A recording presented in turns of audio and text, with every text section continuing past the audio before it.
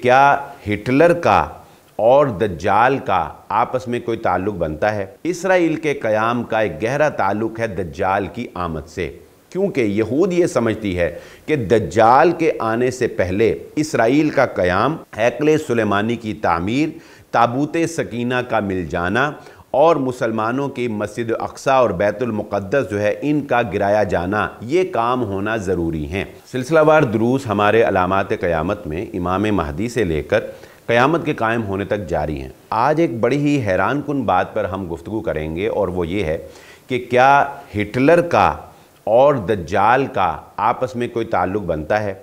Hitler, दज्जाल और कौम यहूद। दुनिया के अंदर एक थ्योरी यूज़ की जाती है जिसे आसान अल्फाज में अगर मैं कहूँ तो वो है मज़लूमियत का फ़ार्मूला। मज़लूमियत का फ़ार्मूला बहुत सी जगह पर अप्लाई किया जाता है, जिसको आप आसान अल्फाज में अगर समझना चाहते हैं तो देखिए, कोई भी शख्स जो है अगर वो भीख मांगता है तो उसे खुद को मज़लूम शो करना पड़ता है। वो कुछ लेना चाहता है अगर तो उसे खुद को मज़लूम शो करना पड़ता है। बसा औक़ात ऐसा भी होता है कि इंसान अपने दुश्मन को फंसाने के लिए ख़ुद से अपने जिस्म के किसी हिस्से को नुकसान पहुंचाता है, यानी ख़ुद से अपने अफराद के ऊपर जो है वो अटैक करवा लिया जाता है, ख़ुद से अपने ऊपर फायरिंग करवा ली जाती है। बहुत औक़ात लोग जो हैं वो अपने जिस्म में कोई कट वगैरह भी लगा लेते हैं और शो ये किया जाता है कि दुश्मन ने जो है हमारे ऊपर ये अटैक किया, और उसके नतीजे में दो फ़ायदे हासिल किए जाते हैं। और भी बहुत से फ़ायदे हासिल किए जाते होंगे, लेकिन दो बुनियादी फ़ायदे हासिल किए जाते हैं। वो क्या? एक, ख़ुद को मज़लूम शो किया जाता है, और दूसरा, दुश्मन को ज़ालिम शो किया जाता है। और इसी के नतीजे में फिर दुश्मन के ऊपर अटैक भी किया जा सकता है या कोई भी एक्शन जो है वो लिया जा सकता है, क्योंकि ये कहा जाएगा कि एक्शन नहीं है, दरअसल ये उस एक्शन का जो दुश्मन ने लिया था उसका रिएक्शन है।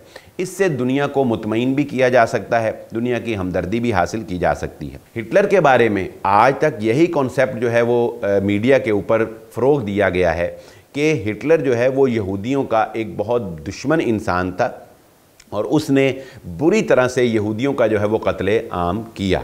इस बात में कोई शक नहीं है कि आम अज़हान के अंदर यही बात मौजूद है, लेकिन बात वही आ जाती है कि असल में यहूदियों को भी कंट्रोल करने वाले वो 13 ख़ानदान हैं जिनका ताल्लुक़ इल्यूमिनेटी से है। ठीक है, इल्यूमिनेटी या ज़ायनिज़म जो है जिसे आप कह लें, या सेहूनियत जिसे कहा जाता है, तो ज़ायनिज़म या इल्यूमिनेटी ये एक ग्रुप है जो 13 ख़ानदानों के ऊपर मुश्तमिल है, और यहूद कौम के भी बुनियादी फ़ैसले करने में अगर किसी का इख्तियार है तो वो यही ग्रुप है। कहा जाता है एक थ्योरी के तहत कि इन 13 ख़ानदानों ने एक बहुत बड़ा टारगेट अचीव करने के लिए हिटलर को यूज़ किया और अपने ही यहूदियों को जो है उसका निशाना बनवाया। जी हाँ, ये कैसे हुआ?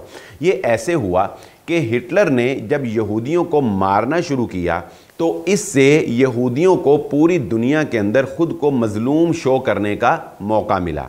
हिटलर के यहूदियों को मारने से पहले यहूदी पूरी दुनिया के अंदर मुख्तलिफ़ जगहों के ऊपर जो है वो रहते थे, लेकिन इनका कोई अपना खित्ता नहीं था। हिटलर के ऐसा करने से यहूदियों को ये डिमांड करने का मौका मिला कि हम दुनिया के अंदर गैर महफूज हैं। अगर हमें एक जगह पर जमा करके एक खित्ते में जमा ना किया गया, एक ज़मीन में हमें ना जमा किया गया, सादा अल्फाज में कि अगर हमें एक मुल्क ना दिया गया तो हम इसी तरह पूरी दुनिया के अंदर मारे जाते रहेंगे और हमारे ऊपर जुल्म और ज़्यादतियाँ जो है वो होती रहेंगी। चुनाचे कहने को तो हिटलर ने बहुत जुल्म किया, लेकिन उस जुल्म के नतीजे में यहूदियत को इतना बड़ा टारगेट अचीव हुआ कि दुनिया के अंदर उन्हें एक मुल्क बनाने का मौका दिया गया, और उस वक़्त की सुपर पावर्स ने यहूदियों को मज़लूम शो करते हुए, मज़लूम मानते हुए उनको एक ऐसा मुल्क जो है वो दे दिया कि जो उम्मत मुस्लिमा के सीने के अंदर एक खंजर खोंपने की हैसियत रखता था। यानी अगर उन्हें मुल्क ही देना था तो किसी और जगह पर, किसी और साइड पर भी उनको जमा किया जा सकता था, लेकिन चूँकि उन्होंने अपनी जो उनकी एक नस्ल दर नस्ल तासुब था उसको, और एक जो उनका मजहबी रुझान था उसको, इन दोनों बातों को मलहूज़े खातिर रखते हुए इसराइल का क़याम जो है वो अमल में लाया गया। इसराइल के क़याम से ही इसराइल जो है वो इस बात के काबिल हुआ कि वो न सिर्फ़ ये कि मुसलमानों के ऊपर अटैक करके उन्हें अपना ग़ुलाम बनाए, एक बहुत बड़ा ग्रेटर इसराइल का क़याम अमल में लाए, बल्कि इसके साथ साथ इसराइल के क़याम का एक गहरा ताल्लुक़ है दज्जाल की आमद से, क्योंकि यहूद ये समझती है कि दज्जाल के आने से पहले इसराइल का क़याम, हैकल सुलेमानी की तामीर, ताबूत सकीना का मिल जाना और मुसलमानों की मस्जिद अक्सा और बैतुल मुक़द्दस जो है इनका गिराया जाना, ये काम होना ज़रूरी हैं। और हैकल सुलेमानी की तामीर के लिए हैकल सुलेमानी की तामीर के लिए इसराइल का क़याम ज़रूरी था।